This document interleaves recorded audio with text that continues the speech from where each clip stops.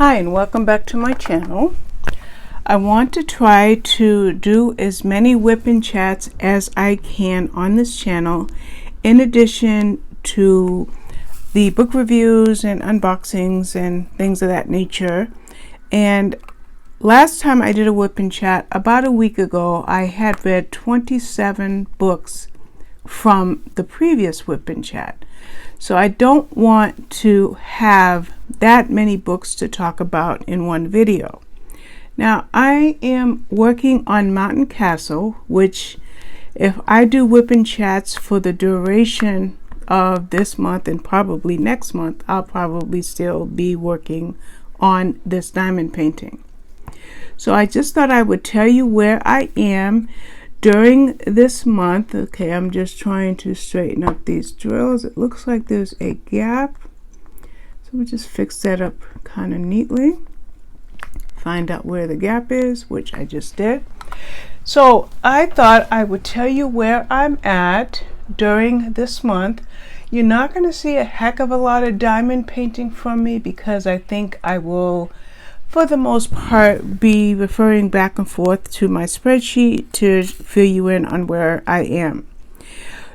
This month of February has been better to me than January was, and definitely better to me than November and December were.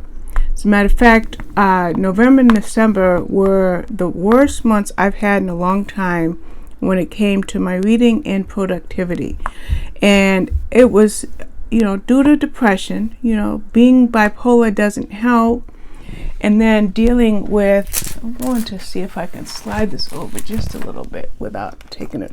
Sorry for hitting the camera. Being bipolar isn't very helpful, but when you're dealing with online harassment and emotional bullying, it can get to be too much. But I decided, I don't know what happened to those drills. I decided at the end of December, maybe around the 27th or 28th, sometimes my drills will slide, which is what you see here. This 310 just came completely out of sync. What I decided was to go ahead, and which is what I do every year, is I go on Goodreads and I set my reading goal. I create a graphic, and that's the goal that I set for the upcoming calendar year.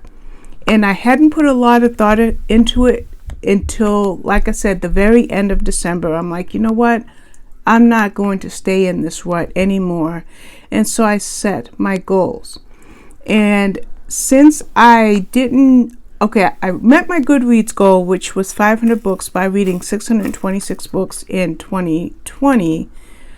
But inside, I thought, in my own head, which I didn't want to put it in writing, and I'm glad I didn't, I was kind of shooting for 700. So since I didn't quite make that number, I decided for 2021 to leave my goal at 500. And I want to tell you where I am now. I had hoped for February to read at least 50 or 60 books, but that's not going to happen. And we're first going to back up to January. January, I was able to read 39 books, and that really was a huge help for me to get my reading back the way it was. And for January, I read 10,550 pages. So January went really, really good. And now we're in February, and I'm on my laptop, so I'm not as efficient. I usually use Google Sheets on my iPad, but I'm using that to film. Here in February, today is February 22nd, so I have 6 days left for this month, and I'm currently reading books number 35. Oh, let me see. I can't add. Numbers 38 and 39. Book number 38 is Sacajawea by Anna Lee Waldo. It's 1,400 pages, 1,424 to be exact, and I'm only reading between 100 and 300 pages a day, and then I'm going ahead and reading and reviewing other books every time I take a break from Sacajawea. Even though the book is long, like I said, over 1,400 pages, it is so interesting that it's a super easy read. And if I were to put my other books down, I could read it in a day or a day and a half. But I don't want to do that. I want to take my time with it. I want to understand Sacajawea and her relationship to Lewis and Clark, and for Charbonneau, which is the much older white, Frenchman that took her as a squaw, which I know is now an offensive term. But she had such, part of it was her language, and a part of it was her boldness, but she was asked to accompany Lewis and Clark on the expedition. And I'm at the point in the book where she is among her people, but I don't know what's going to happen, because that's where I took a break at about page 527 or 528. So at some point today, I will get back to Sacajawea, and it's a really good read.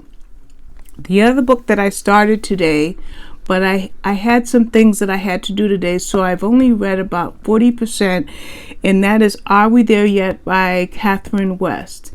I'm not keen on it just yet. I'm hoping that something will turn around in that book. But after this video, after I make this little WIP and Chat, I will go and probably finish that book tonight. If not tonight, tomorrow, because I'm actually quite tired. So those are the two books that I'm reading. So because I'm because I'm in the 30s, I'm not going to make 60 or 70 books in February, but that's okay because I'm getting my groove back. So since I am on books number 38 and 39, that means I'm on books number 78 and 79 for 2021. And every month I expect to get a little bit stronger. But if I don't, at the very least, I want to be able to keep my blog up. And that's what I want to talk about next. Yes, I will tell you what I read since my last WIP and Chat in a few minutes.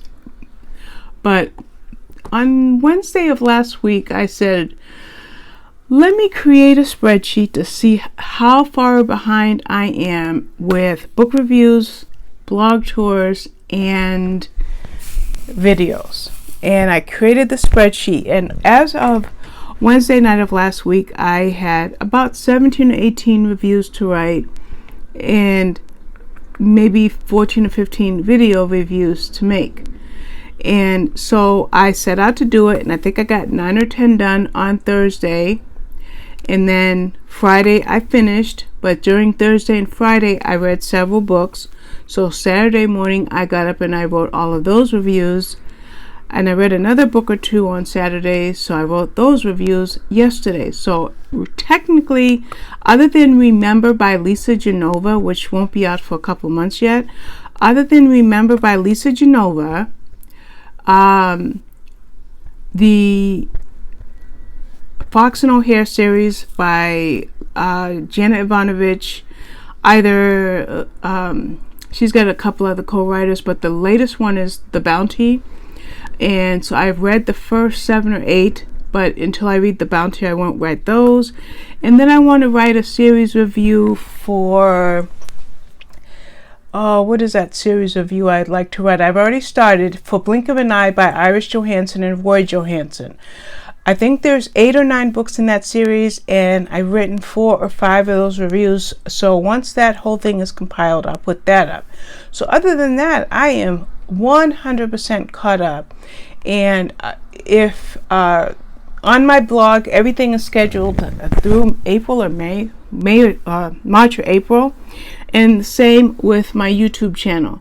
If a book has not yet been released, then the video or the blog post is not up, but the blog reviews are up on NetGalley and Goodreads. So I was really happy to have taken a couple of days and write and film all of those reviews.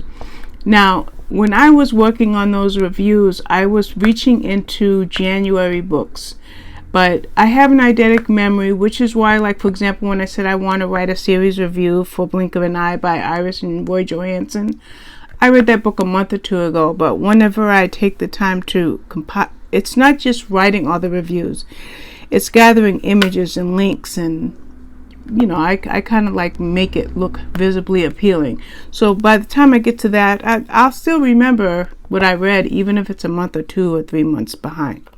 So that's something that I wanted to get done, and I hope to, but won't. And when I say I hope to, but won't, I've got this weird drill. Let's pick that up. I hope to be able to finish a book and write the review. Finish a book and write the review. That's always a wish, but it doesn't always happen, because writing to me is kind of like a gift in a way, and I kind of have to be in the mood. And if I'm not in the mood to write for hours, then I usually let my reviews pile up until the spirit hits me, and then I write.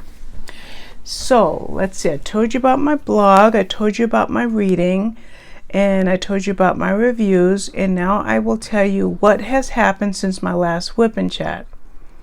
Now, let's see, I made a sheet for that.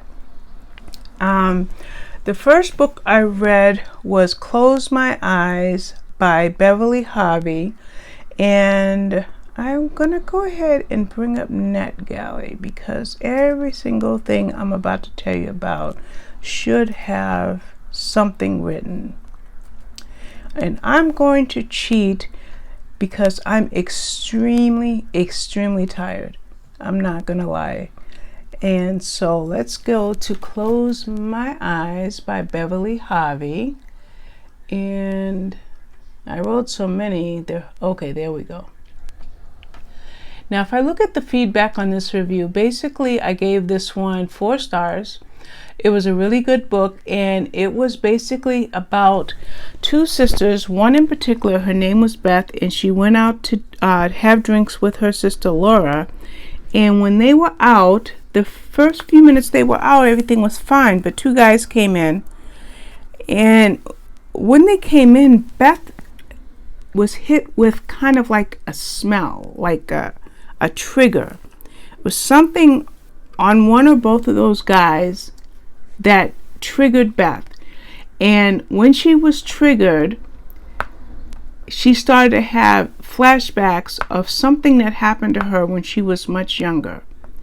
And that's pretty much what the book is about when it's written in her point of view. But then there's another character who is Beth's friend, Jenna. And now I should tell you that Beth's life is kind of like all over the place. Whereas Jenna has a good marriage, beautiful children, and what looks like to be the ideal life. But as you read the book, you find out that the grass is not always greener. And although Beth has to work with disturbing memories, I think I have an extra drill there, so we're going to get rid of that. Although Beth has disturbing memories, and part of the book she is trying to, whether it's with help of her family or a new therapist that she's seeing, figure out did something happen, what is triggering her, and how to deal with it if indeed what she thought happened. So that's Close Your Eyes by Beverly Harvey. This book is probably not out yet. Let me check. No, it won't be out until March 23rd. So that's the first book that I read after my last WIP and Chat. The next book I read was The Girl from Silent Lake by Leslie Wolfe. And that is another, I have to tell you, nope, this book is already out. This book came out February 19th. And I read this book, I think, on February 19th. So the review went up like a day late or something like that on my blog. And this was about Detective K. Sharp.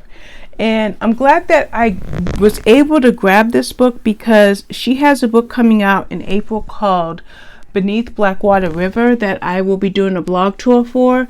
And since I like reading books in order, I was able to read this one here. And again, it's The Girl from Silent Lake.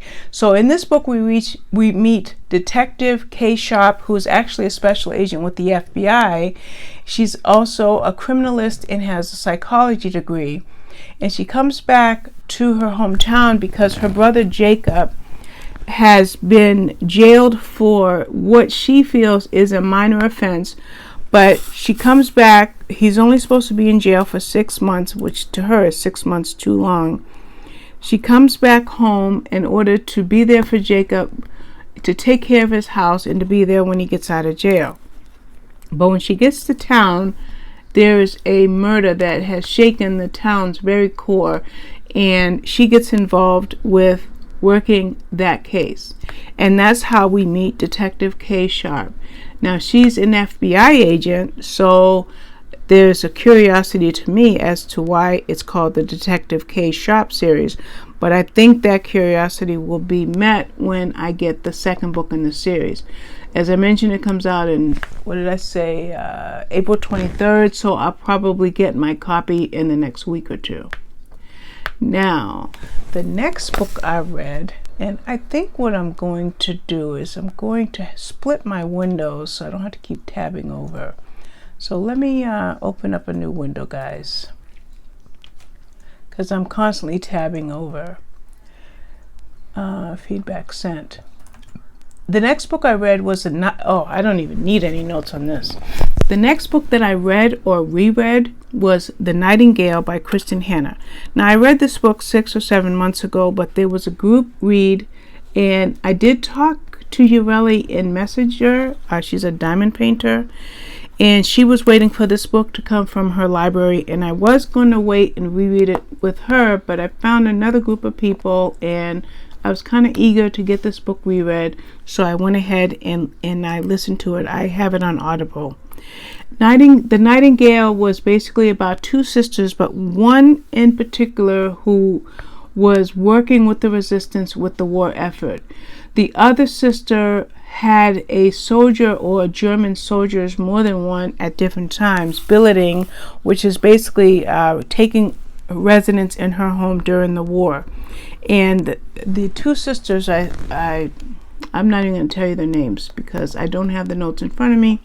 And character names is something that wants to escape my memory from time to time.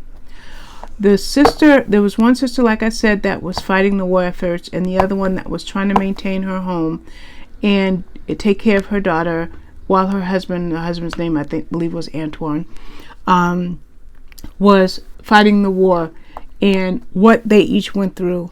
And if you have not yet read a Kristin Hannah book, then there's two books that I would recommend. I would recommend this one, which is, again, The Nightingale, and I would also recommend The Four Winds, which just came out. So that was a wonderful reread, and I just couldn't wait to read it for Ureli to get her copy, so I do apologize for that. Then I read two books by Stacy Green. The first one was The Girl in the Snow, and that one came out, I think, last October, but I just got it read in order to read the second book in the series. And I've got a thing about reading as many series books as I can, and I don't see, it looks like I didn't upload this review.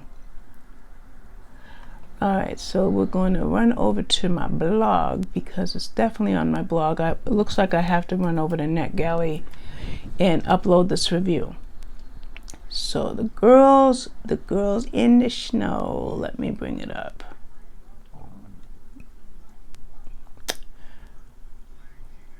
Whoops. Try that again. Okay, like I said, I have two of her books for review. And in this book, we meet another special agent. Remember, we met one in another book, but this is Nikki Hunt. And she's home for the first time in over 2 years. And she happens upon a search for a 15-year-old girl who was found frozen in the snow. Now, Nikki had a very traumatic past. And she ends up being really the best person to help the local police look for the killer of these girls. And whenever a child disappears or is harmed, the family becomes one of the first group of suspects. So one of the suspects in this case was someone named John, who Nikki dated in high school. And actually something happened when Nikki was 16, something incredibly traumatic. and John saved her. So they have a really good connection. Well, he happens to be the stepfather of one of the girls who was found murdered. So there's a lot of doubt as to what happened when Nikki was a teenager, and whether or not John could possibly be responsible for his stepdaughter's death. And if not John, then who? And so it was a really, really good investigative, type of crime thriller, crime fiction, where Nikki is investigating. So I've had that book for a good 6 or 8 months, but I just got to it last week. I know my drawers are crooked, and I'm going to fix them in just a minute. And then, because I read that one, which again is The Girls in the Snow, it was because I have a blog tour for One Perfect Grave that's coming up in a few days, or maybe not a few days, maybe a little bit longer than that. And yet, here's something else that I did not post. Actually, I wrote this review, I just didn't post it for some strange reason. I've got to double check, because I definitely wrote the review for One Perfect Grave. Okay, I'm scheduled to post this one Wednesday, so 2 days from now. And this is the second book in the Nikki Hunt series. Now, what I like about this series is that I'm not going to be specific, but what happened to Nikki when she was a teenager involved a certain person who claimed innocence. And in the process of her finding the murderers of those 2 girls in the first book, The Girls in the Grave, The Girls in the Snow, she's now dating somebody, and that's a real challenge for her for very specific reasons. Now, these books would do really well as standalone books, but if you like continuity and you like a little bit of history as far as your characters being connected and having somewhat of a relationship with your characters, then I would recommend reading them both in order, not necessarily the way that I did, but reading them both in order as I did. So in this particular story, it's about a missing child, and she is looking for this child, and it's really good because there's obviously twists and turns like in every crime thriller or crime fiction, but there's something very specific about this particular child that's missing, especially when another child goes missing. And Nikki, as a mother of a 6-year-old girl, is especially drawn to this because she doesn't want any mother having to go to bed without knowing where their child is. But it's much deeper than that. There's a lot going on, a lot of deceitful things going on that play into what's happening and why these children are missing. So that's the second book. Now, I loved the first one, The Girls in the Snow, and I gave it 4 stars, but this one was just that much sharper. So I actually gave this one 5 stars. And like I said, this one will go up on my blog on Wednesday morning. Now, all of these books that I'm talking about have been reviewed on this channel, except for the Nightingale. And so upon release date, you're going to see these reviews go up. So I'm being rather playing from Robin's Galaxy tab A7. Let's see if I can shut that call off. So as I am being a little bit general for these books, it's not because of lack of remembering. It's because there are detailed reviews of each and every book coming up on this channel. So I just want to make sure that we didn't get disconnected, and we didn't. So the next book I read was The Lake House by Laura Wolfe or Leslie Wolfe? Okay, because I read a book by Leslie Wolfe and I also read a book by Laura Wolfe. So the next one I read was The Lake House, and that's not coming out until I think March 17th, and I have it for a blog tour on March 18th. And The Lake House is a really, really good book. It's kind of like a locked room situation, like One by One by Ruth Ware, and Then There Were None by Agatha Christie, where you have a small group of people getting together, and one by one, that's it. They get eliminated. This book, though, even though that was the premise, and there's other books that have similar premises, this book had its own twist and its own uniqueness because of the motive and the guilty party. So this was a really good book. Like I said, it's coming out in a few weeks, and the review is on NetGalley and Goodreads, but it won't go up on the blog until the 18th, and it won't go up on this channel until the 17th. And that's because that's when it's going to be released. I realize that my drills might be a little bit crooked, but my iPad is in the way. So when I am not filming, I will straighten up these drills. Because if you were to look at the rest of the diamond painting, and I'm just going to give you an idea, my drills are completely straight. But the way that I'm working in order to make this video, I really can't see this up as closely as I want. So don't worry about the crooked drills. I just wanted to say that. Then the next book I read was The Big Kahuna by Jenna Evonavich and Peter Evonavich. Now, Jenna Evonavich wrote the series with Lee Goldberg, and I read all of those previous books. And then the next book in the series is The Bounty, which she wrote with Steve Hamilton. The Bounty comes out mid-March, so I haven't read it yet. And once I read it, I will do a series review of all of those books. And I think I mentioned that last week when I talked about a few of the ones that I've already read. Now, basically, you have Fox and O'Hare. He's a con artist. She's an FBI agent.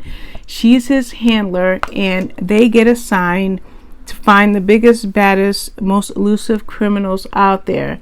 And as the title says, the Big Kahuna, the guy they're looking for in this one, or people, as the case turns out, are really, really elusive, for lack of a better word, and so I have to use the word twice. So that was really good. I don't have any notes or anything written on that yet. I'm just waiting till I have time to read The Bounty, and then I will compose all of those reviews. The next one I read was The Fragile Ones, and this was by Jennifer Chase. And let's see, when do you come out? I have this scheduled for a blog tour for March 10th, but the release date is March 8th, and that's when you'll see this video on my channel.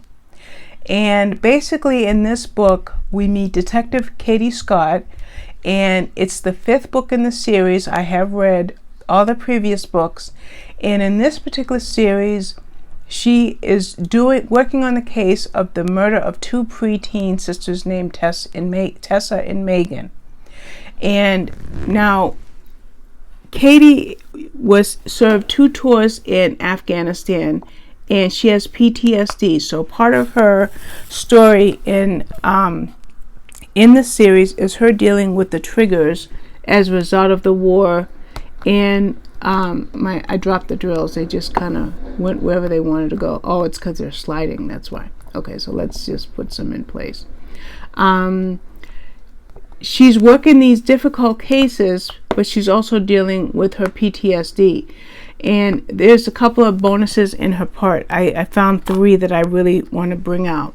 The first is that she was able to bring her war dog, Cisco, who was her partner while she was in Afghanistan. She was able to bring him back home to the U.S. Secondly, she works for her uncle. She lost her parents at a young age, and her uncle raised her, and he's the town sheriff, so she works for him. And the third thing is she's dating someone, and that's going really well. So I really loved this 5th book in the series. I think I went ahead and gave it 5 stars. I really wasn't sure. Again, it comes out March 8th, and it'll show up on the my channel and blog accordingly. And then I read A Woman of No Importance by Sonya Purnell. Now, I think it might have been Urelli who recommended this to me. I read, I think I'm done. Oh, no, I see some more. I read The Invisible Woman by Erica Roebuck a few weeks back, and I did a video on my channel and also book reviews on my blog and NetGalley and so forth. And it was about a spy named Virginia Hall, who worked for the French resistance during World War II, during the occupation. And she was an impressive character whose history was widely hidden for years after her death. And then this fictional book, The Invisible Woman, was written. And in the body, in the acknowledgments and in the footnotes or in the back pages of The Invisible Woman, it talks about the research the author did about Virginia Hall. Well, meanwhile, I think it was Urelli saw my video and she recommended A Woman of No Importance, which is a non-fictional version of Virginia Hall's story. So it was a biography versus a fictional historical fiction. That book was so good.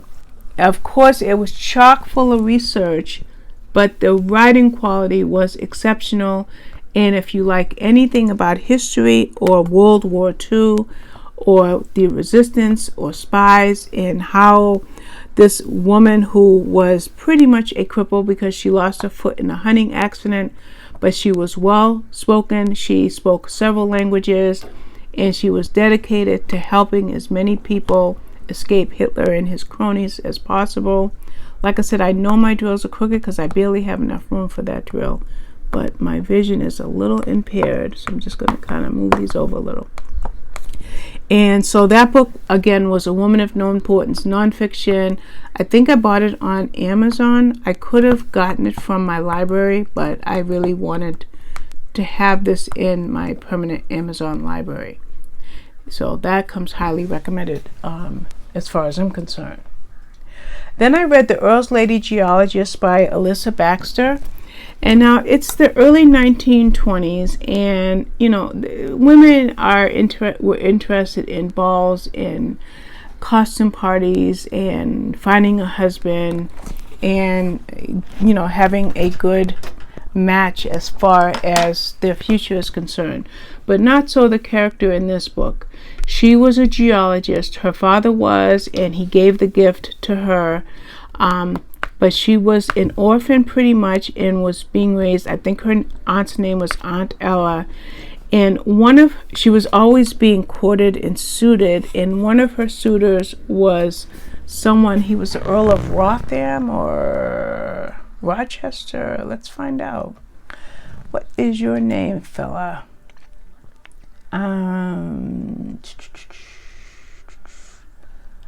Sometimes when I do these reviews, I will bring up my, I will print up something, but I didn't. Yeah, Lord Rothbury. I just wanted to get his name correct. So he is interested in her, and he offers her a marriage of convenience, but she rejects his offer because she has two reasons. The first reason is because she doesn't think any man is going to take her career as a geologist in those days seriously. And in addition to that, he's kind of a competitor and kind of her nemesis. And then there's something else which brings in a very emotional edge to the story. But I won't tell you what her other reason is for not wanting to marry. His name is Edward, Lord Rothbury. But it was a really good book.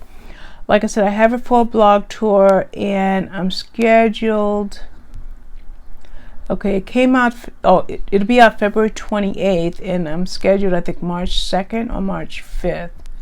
So that's coming soon. No, yeah, I'm scheduled for March 2nd. So that's The Earls Lady Geologist. I lost my spreadsheet, guys. Give me a second to locate it. You would think I'd know these books in order. Then I read To Catch a Dream by Audrey Carlan. Now, I want to tell you why I really liked To Catch a Dream. And I only need 1/310, but I'm going to go ahead and grab it. I really liked To Catch a Dream because I was already reading Sacajawea, and as I read To Catch a Dream, I discovered that our primary protagonist was half Native American. And reading Sacajawea with a full-blooded Native American and then reading this one just was a really nice segue for me while I read Sacajawea in sections. And in this case, the primary protagonist in this book, her name was Evie, and her mother had passed away and left her and her sister, sorry for hitting the iPad, her and her sister a bunch of letters. And in these letters, the girls were supposed to read them once a year. So when they get their letters when they're 18 and 20, the 18-year-old goes off and does what the mother had been doing, which was travel the world. But in this book, Evie, she settles down, goes to college, becomes a financial whiz, and starts her own company. And she gets approached from somebody who says, I want to do business with you. But she doesn't really want to do business with him because she's been in love with him since she was like 8 years old. She was being bullied, and he saved her from bullies. He was 12, she was 8, and she idolized him her whole life. Now, the thing about this book that was really impressive is Evie's mother, her last name was Ross, by the way, had like itchy feet, and she traveled extensively. So anytime Evie and Sudafe is her sister, anytime their mother traveled, they stayed on the reservation with their Comanche grandfather. He was a Comanche elder. So they pretty much grew up on the reservation. So a lot of her customs that she learned in life come up. Well, the man that she's, whoops, I just hit the iPad. So sorry. The man that she is interested in, his name is Milo Chavez. He's full-blooded, I think, Cherokee. And she has been in love with him for years. And he's interested in her. And so their relationship has its ups and downs for very specific reasons. And I really, really love this book. I gave it 4 stars. But then I get to the conclusion, to the acknowledgments where the author is thanking the reader for reading the book. And I discovered that it was the second book in the series, and the first one was to What the Heart Wants. So I finished To Catch a Dream, and then I ran over to Hoopla, I think it was, online, and I found What the Heart Wants, which was book 1 in the series, and I read that one that same day. And that was the sister story, Sudafe. And her story was just as touching, just as lovely, just as wonderful. Nice romance. Again, it dealt with them growing up on the reservation and what happened with their mother and their father. And both of the books were really good. One of the reviews, I think, is already up on the channel in the blog, and the other one will go up, I think, March 5th when the book is going to be released. And then the last book that I read that we're talking about in this video is Ice Creams at Emerald Cove by Holly Martin. Now, I loved this book, and it is book number 2, or I think it might be book number 3. Pretty sure I wrote the review. I just have to find it. Looks like I may not have written the review yet. I'm surprised oh, yes, I did. I was going to say I had to have written the review. Okay, this is the 3rd book in the series, so it's probably just a trilogy. By the way, the other 2 books I read by Audrey Carlan, I believe that's also a trilogy, and the 3rd book has not yet been slated for release. Regarding this one here, Ice Creams at Emerald Cove, it's the 3rd book in the Jewel Island series. The first 2 books were sisters, what were their names? I loved those girls, but I didn't write their names down. Give me a second here. Okay. I'm surprised I didn't write the sister's name down, so I may edit this review because I really do want to include both of the girls. But this is about Sky Phillips, and she is seeing somebody named Jesse Hamilton, and they have pretty much an on again romance that's more like a friends with benefit romance. They were even married for a time years before, but for the last 4 or 5 years, with her living in London or in the Cornish mountains or the Cornish in London, in England, we'll just say England, and him living in Canada, unless one of them is traveling, they really don't see each other. But they really, really care for each other, and now they reach a point where they want to navigate their relationship and their future and make some long and difficult decisions. And it's a very emotional book because Jesse, the male protagonist, his baggage was much more,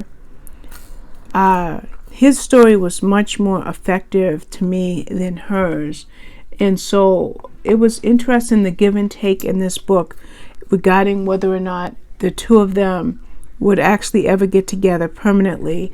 And I just thought it was a really good book. Like I said, it's the third book in a series, a very, very good series. I did read the first two, and this, I think I have this scheduled for, what day is this coming up on my blog? This will go up on my blog on March 14th, and the release date is, I'm going to bring it up one more time. The release date for this one, Ice Creams on Emerald Cove, is March 12th. So here on YouTube, it's scheduled to go, what drills do I have? Here on YouTube, the video will go up on the 12th, but the blog tour post won't go up until March 14th. So let's see, how long have I been chatting? 41 minutes, and I probably put down 100 drills. That's what I've been doing this far into February. I'll try to come back in a week with another WIP and Chat, but also I will come back and do a monthly wrap up, and then I think I might even start doing weekly TBRs. I can't give you a TBR for the month because I usually put a few dozen books on there, and I think that video would be too long. But that's going to be it for now, and I'm gonna let you go. My daughter has called me twice and just typed in a message, so I want to give her a call, talk to her. Her name is Harvey. She's got Olivia and Demetrius. I want to talk to my grandbabies too, so I will let you go. And like I said, if you see inconsistency with these drills, it's only because the iPad is in the way and I can't see it close enough to fix it. But I did want to do something while I talk about these books, and the book covers are going to go up on the screen when this video is rendered. That's it for now. Thanks for your attention and your time. Bye-bye. I know I already said goodbye, but I just have to say this. I just got another message from my daughter, and she says, Demetrius says to call him now. He really, really wants to say hi. He's not quite 2 yet, but that's my heart. All right, guys. Bye-bye.